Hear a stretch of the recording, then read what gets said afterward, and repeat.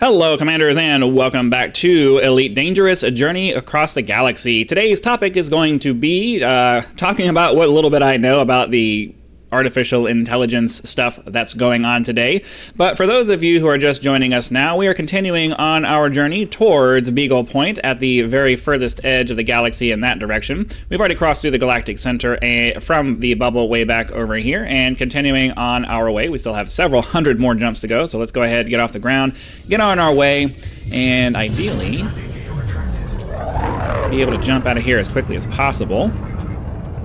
But it looks like the direction of the jump is going to be far enough away that we're not going to be able to, or it's on the other side of the planet. It's not as far enough away. It's around the other side of the planet, which means our line of sight to it is obscured, so we're not going to be able to just immediately jump out of here. So what we'll do is we'll get past the little drop zone level over here. We'll pitch at a 45-degree angle so that we can hopefully get out of this as quickly as possible. And come on, get up over the drop zone.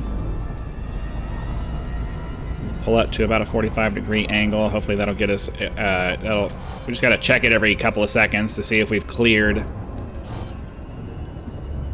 Because I'd like to jump as quickly as possible. If you're just joining us now, our goal for this series is to increase our exobiology skill. We're trying to get to elite and as high up in the elite as we can before we, get bored with it. And also just make as much money as we can.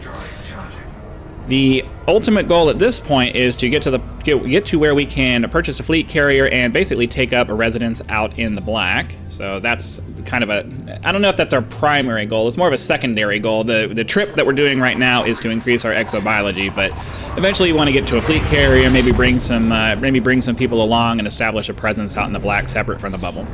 So what we do is we hop into a system, we do the discovery scanner, we see if there are any high-value planets in the full spectrum system scanner, and if there are 15-ish or less bodies, we'll go ahead and do a full-on scan to see if there are any biological signatures available. So as you can see, there's 6 bodies here. We will go ahead and do a full-on search to find out if there are any biological signatures that we're looking for. It's eerie to look out into the darkness and not see any stars. That's, it's kind of weird. It's kind of weird to see that. So it looks like we have some kind of a high-value planet. What is this? Water worlds? We'll get to that in a second. We will get to the topic of the video here in just a moment. I'm trying to get past this initial task saturation that I always end up having in the beginning when I'm trying to get through the intro and then I'm trying to get onto the subject and there's just a bunch of stuff happening. All right, let's get ourselves pointed towards that.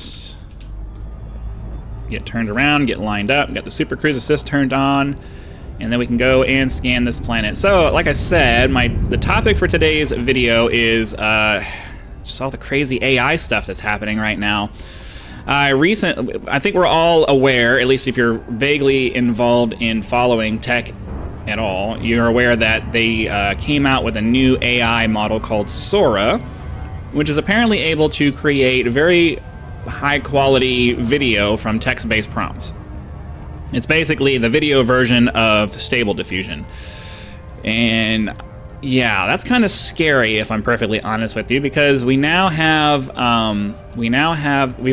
the ability to do AI image generation for a little while, and it's gotten really good. We also have the ability to do AI voice generation, and you can take somebody's voice and change and make it sound the way you want it to sound and create something that makes it sound like they're saying it. And now we have the ability to create video from text prompts saying, hey, I want to create a video that looks like this with this person in dude. So there's a bunch of really scary things to consider when you're looking at that stuff.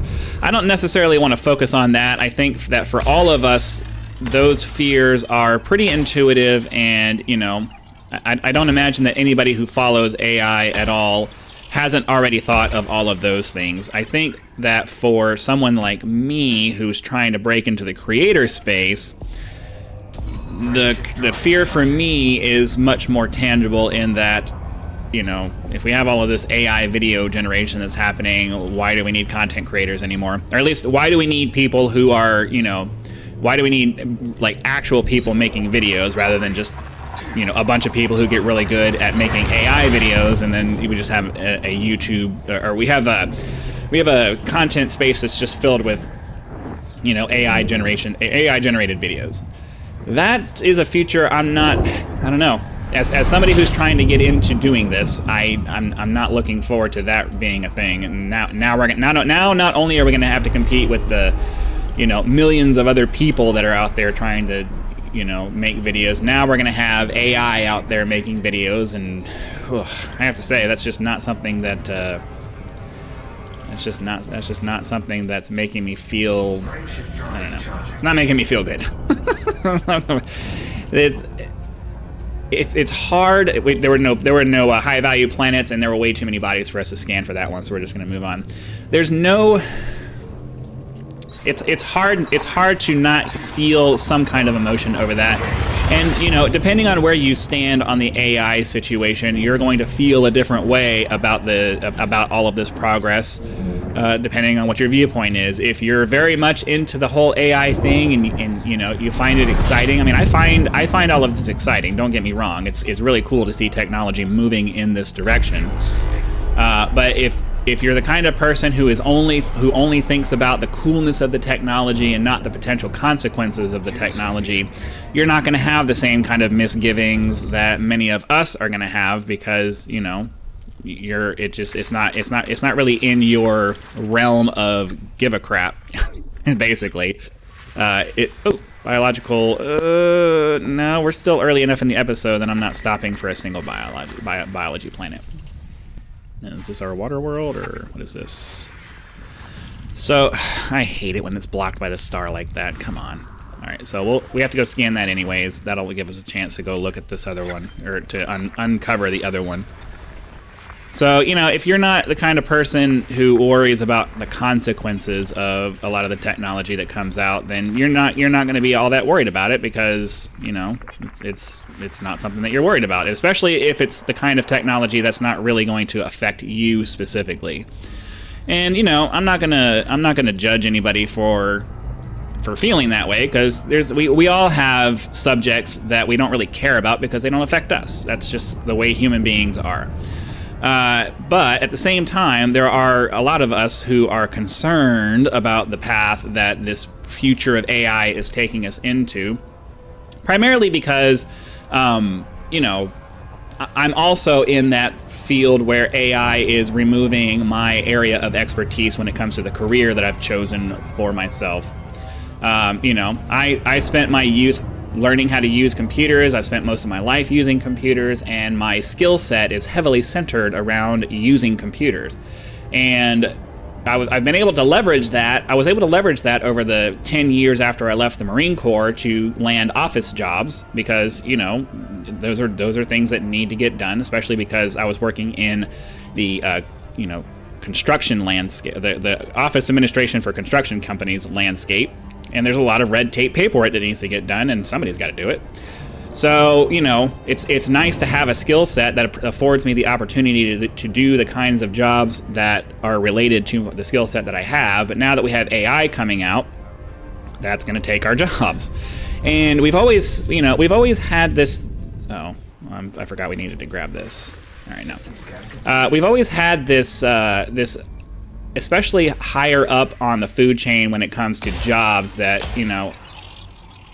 it's great when new technologies come out and we're able to automate jobs, because it makes it so that a lot of the harder jobs that are out there, people don't have to do those anymore. It sucks for the people. It always sucks for the people who lose their jobs to automation, because now they have to figure out what the hell they're going to do. But at the same time, when you're taking all of the hard manual labor, low skill jobs at the bottom, and you're turning those and you're automating those, you're creating new opportunities for people to either move over into a lateral job, or to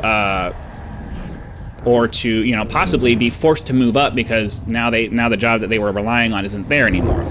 Now, I know that's, depending on how you look at it, that's not the best that's not going to be consolation to a lot of people, because they were comfortable in their jobs, they didn't want to move on, and that's fine. Now, the problem with the AI thing, and the problem that a lot of people are pointing out is that the AI that we have now is not taking out from the lower, where people can just make a lateral move into another field with relative ease. They're taking out high-skilled jobs that took people years to develop and can't easily switch. So realistically, the only option that most people are going to have is that they're out of a job and they have to move down the ladder into a lower skilled, lower paying job, because it takes time to develop your skill set to get back up to that mid-level career, whatever it is that you were doing. So, that's that part. But, that's not really something I've been pursuing recently, mostly because just the opportunities aren't there right now for me. So I've been really hitting hard on the YouTube situation. And now we have AI breaking into video creation. It's not going to be much longer before we have channels that have people making these super high quality AI generated videos based off of a few lines of text. And because, they have a computer that can, handle that kind of a thing, they're going to just be able to type in some text, and then they're going to type out a script, and they're going to have an AI voice reading the script, and it's going to sound natural and fun and interesting, and pretty much anybody is going to be able to hop on there and just make a bunch of videos with little to no effort.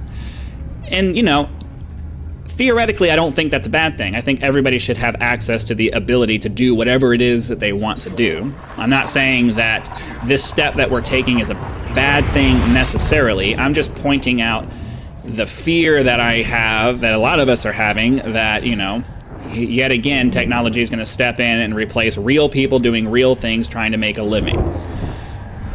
Honestly, I think we all love the idea of getting to the point where machines are doing everything for us and nobody has to work. But one of the problems that we're going to have, and one of the things that we really need to think about as a society, is the fact that there is going to be a rather lengthy period where we have enough technology to automate most things. One single biology. We're getting pretty close to needing to do that. We may go ahead and scan that. We got a couple of biological signatures here. Stop being behind the freaking star. That's all right. I'll wait to do that. You know what? I think we're gonna go ahead and go. Yeah, let's go ahead and do that. We're close enough to the 15-minute mark that I'm going to go ahead and call the. I'm going to go ahead and do the lower the standard thing, because I'd really like to get some money. So, Super Cruise Assist in orbit. We'll get over here. We'll scan this. If we have enough time, we'll pull off of this planet and head over to the other one to get the other biological signature. But before we do that, let's move over here, and hopefully we've made it so we can actually see this other planet here. All right. So we'll go grab the bacteria on this planet, and then if we have enough time, we'll head over and grab the bacteria on the other planet. Otherwise, we'll just go ahead and be done. So what was I saying?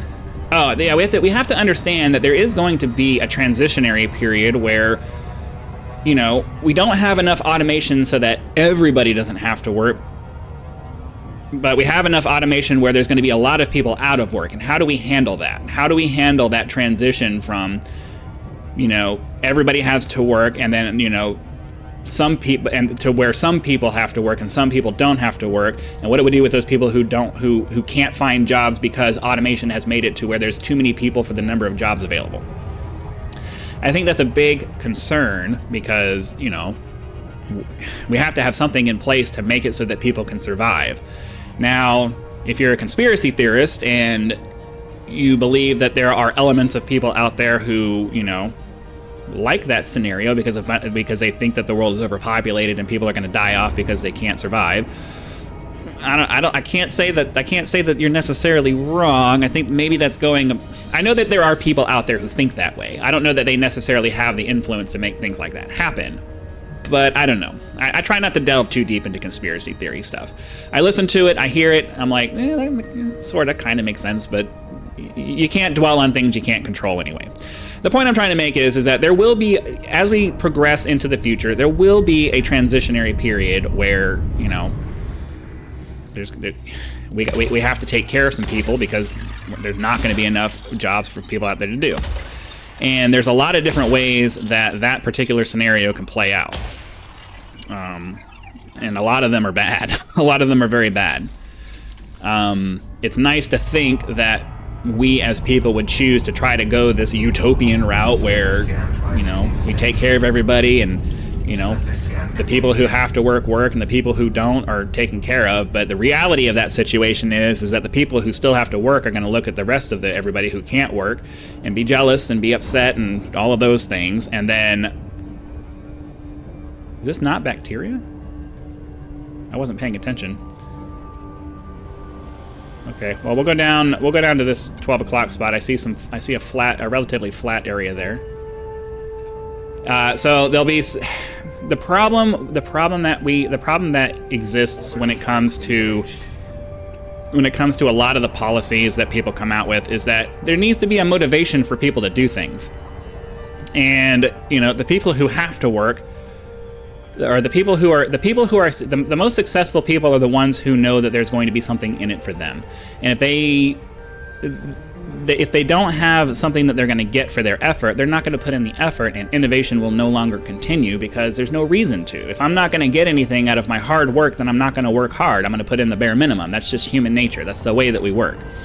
So when you look at this thing where if we set it up so that everybody has an equal amount of access to resources as we transition into this new era of, you know, people, more and more people aren't having to work. The people who are continuing to have to work and the people who need to be working on developing everything are going to be disincentivized to try to actually make things work. So, you know, I'm trying to focus on this. So I'm not really sure. It says that there's supposed to be stuff down here, but I don't know that we're going to be able to do anything on this planet. Because if the entire planet is rippled like this, we're not going to be able to find a place to land. And I'm not really seeing anything. Oops, wrong button. So the idea that I'm laboring towards here is just the inequality. We complain about inequality a lot. And AI, with the way that there's going to be a part where, you know, some people are going to have to work and some people aren't going to be able to work. And what do? Do we make it so that the people who are unable to work have a great lifestyle because it's not their fault that they can't work, and then the people who have to work are forced to work because we need you to do those jobs? That's not fair. Or, you know, do we put people who can't work on some kind of a basic living, and that they're stuck there? They have no opportunity to do anything else because there's just nothing for them to do. That sounds very much like the government that was shown in The Expanse. All right, I'm not seeing anything particularly interesting here. We may need to hop up to the other planet. I wasn't even paying attention, and I don't remember what was even down here. I was too busy chatting.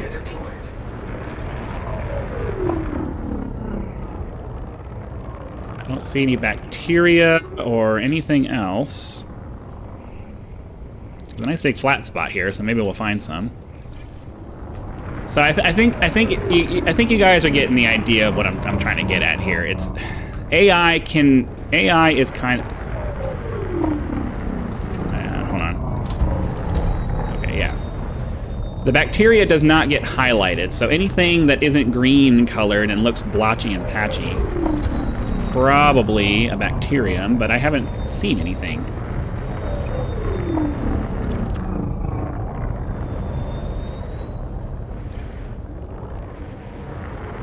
So it's a really hard question. It's a really hard question to answer, and even the geniuses of the world haven't really come up with a really good option.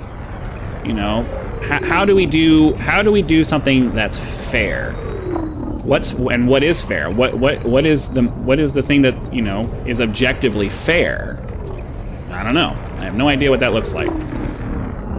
Realistically, I'm of the opinion that access to opportunity is the most important thing. It's the most fair thing. But if there's not enough opportunity to go around, and everybody's having to compete for it, and you know, the amount of opportunity that's available is not reasonable, well, then that's not fair either. So I don't know. This new world that we're moving into is ever more complex, and it's hard to navigate, and it's hard to know what the right decisions are going to be. All right, I don't see any bacteria here. You would think that if they were here, that would be on the thing here. So the only thing I can think of is that maybe it was something up in the mountains. Maybe it was something up in the mountains. Let's go ahead, get off this planet. We'll head over to the other one and see if maybe there's something over there.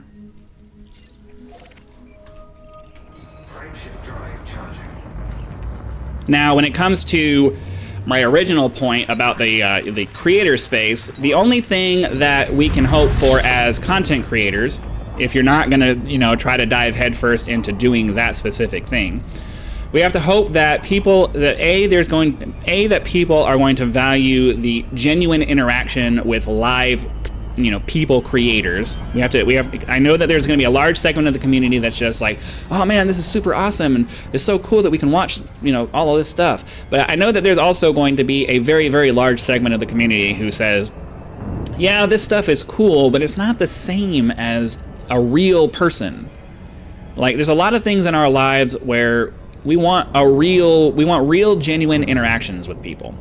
So I know that that's going to be something that continues. We're all going to want real, genuine interactions. I know that me personally, I'm not interested in any of the super flashy channels that are all flash and no substance.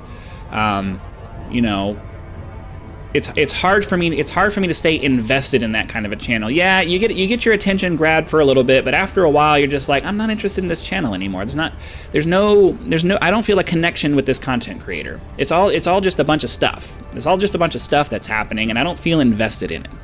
So I know that that's going to be a major component of content creation going forward, is the people who are only interested in the cool factor, and there's a big portion of people out there, especially younger people, children who haven't really grown up and understood the value of actual real human interaction as much. And then you're going to have the other side of the coin, where there are going to be people out there who are hating the AI content because it's not giving them that personal connection that they're looking for when they watch a video. There's a lot of people out there, myself included, who are interested in feeling some kind of a connection with the person that I'm watching. I watch content because of the creator, not necessarily because of the content that they create. Now, obviously, their content has to be good, and it has to be interesting, and it has to be all of those things. But I found that, especially as I continue to get older, my primary concern is I want to like the creator. I want to like the person that's making the video. And that has become the most important thing to me when I'm watching videos. So I'm hoping that that's going to be something where there's enough of a percentage of the population out there who value that content creators like myself, who really want to who want to be able to create content this way, are able to just do that.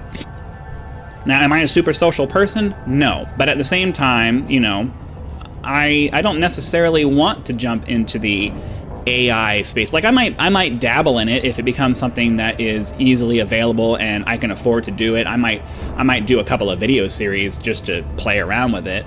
But I don't know that I necessarily want to make a channel that's based off of that. And I'm hoping that we're going to have one of those uncanny valley situations where, people are like, man, this is super cool, but it's too close to being real, and it's kind of bothering me. Because if you don't know what the uncanny valley is, it's the idea that, or it's this phenomenon that occurs because animation has gotten to the point where human faces and things like that look really, really close to realistic, but not quite. And it makes you feel kind of creeped out because it's so close to being lifelike, but you can tell it's not, and it makes you feel really weird when you look at it. So I'm hoping that it's going to be the same kind of thing where people are like, yeah, man, this is really close to being like a full-on production thing, but there's just something about it that just doesn't sit right with me. So that was the second part of what I'm kind of hoping is going to happen, is that people, value genuine content creators, live content creators who are creating genuine content, And then B, that, you know, it never gets to the point where it's so good that it can truly make you believe that you're watching somebody for real. I don't know how realistic that hope is, but I am hoping that that's how it ends up. Oh, hold on, I want to see what this is. I am hoping that that ends up being what happens. That, you know, because even today, the animation that we have today, if you're paying, your instinct is fumaroles. All right, I don't think we're going to be able to get anything on this planet because I don't think we're going to be able to get anything in this system because everything here is in like mountainous areas, and that's not helpful. So, I don't know. I have to admit it's kind of scary to think that I'm actually going to go into that crater over there and hope for the best. It's slightly scary to think that, you know, we're moving into this time where those of us who want to get into a space like this are going to have an even harder time, because now more and more people are going to be hopping in, and they're going to be able to easily there's something to be said for doing things that require some kind of a talent, and, you know, it requires a little bit of a talent to be able to get on here and present things in a way that is appealing to people. That's not something that everybody can do. But you create an AI software that opens up that ability for everybody, and now those of us who, you know, have some talent at it, that talent doesn't matter anymore. That kind of sucks. I don't know. I know that's whining from people, but I know people who don't have talent in an area are going to say, you're just whining because of this or that. Yeah, maybe, but there's something to be said for admiring people who have talent. You know, there's a reason why content creators became popular, and it's because people admired their ability to get on and not only create content, but also present it in a way that's interesting. They wish that they could do that. You know, all of us do. We watch a content creator and we're like, dude, I wish I could do that. And not everybody can. But now you come out with AI and now everybody can.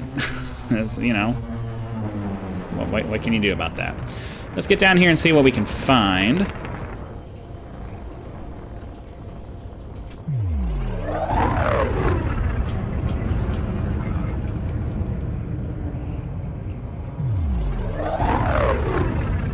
Kind of regret coming down here because this is a very deep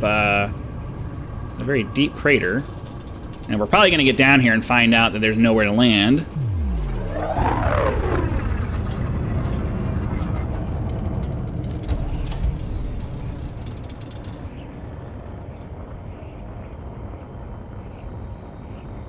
So that's my thoughts on the whole AI thing that's going on right now. It's great technology, don't get me wrong. I think it's super cool.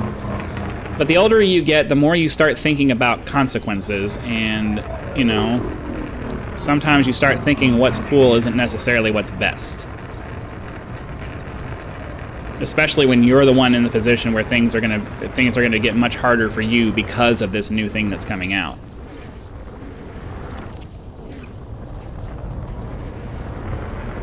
The reality of the situation is that technology doesn't stop because people don't like it. There's too many people out there who don't think about the idea of, all right, what the heck is a fumarole then? I don't even know what a fumarole is. It says it was supposed to be down here. I'm pretty sure it's not these little rocks right there. May end up having to just call this episode.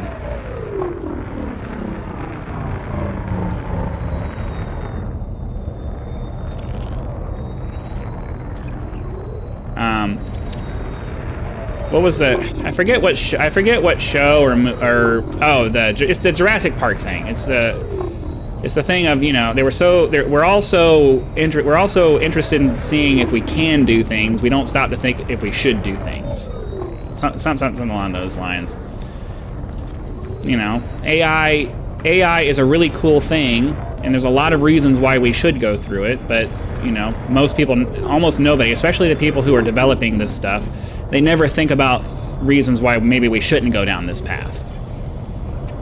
And the reality is that somebody's going to do it, so we all have to do it, and we all have to try to be competitive in it so that one person doesn't come in and just take over everything. That's just kind of the way it works. All right, I don't know. I don't see anything down here, and I'm not really going to spend a lot more time doing this. So hopefully you guys had lots of fun. Be sure to click that like button so the YouTube algorithm knows that you did. And send this video out to as many people as possible. Subscribe to the channel if you're not subscribed already so that when the next video comes out, you'll be able to watch it as soon as it becomes available. And channel members do get early access to all of my content, so be sure to click that join button. Check out the list of perks that are available there and decide if any of those are right for you. Your support is greatly appreciated and is a critical component of helping turn this into a full-time gig, something that can be a career going forward, assuming, you know, AI doesn't come in and ruin it for everybody. So again, thank you very much for your time. Be sure to come back for the next one. Hope you guys had lots of fun, and I'll see you then.